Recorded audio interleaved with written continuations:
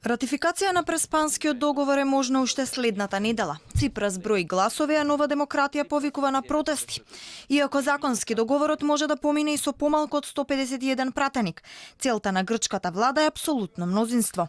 Премиерот овој период е во лов на што е можно повеќе пратеници за договорот да има силна моќ во внатрешноста на земјата и во меѓународните организации. За сега сигурни дека ќе гласаат се само 149 пратеници. Кокалис и Зурарис од независни грци кои кренаа рака за доверба не го поддржуваат Ципраси за договорот.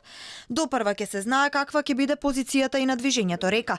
Тие на вчерашниот состанок на политичкиот совет одлучија дека остануваат во опозиција, но сакаат да се реши проблемот со името.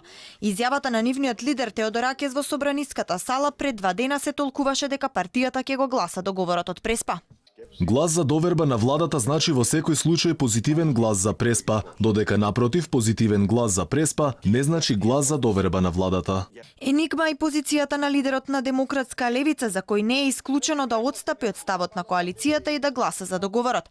Па така, според одредени проценки, Ципрас поддршка може да добие од 153 или 154 пратеници.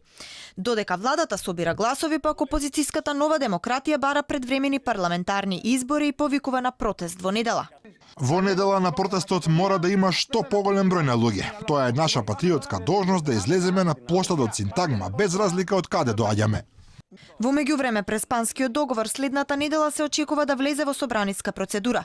Договорот прво да помине низ надлежните комисии. Дали ќе има повеќе од една комисија ќе одлучи претседателот на парламентот на заеднички состанок со неговите подпредседатели најверојатно уште во понеделник. Откако ќе ја помине собраниската комисија, договорот од Преспа ќе влезе на пленарна седница.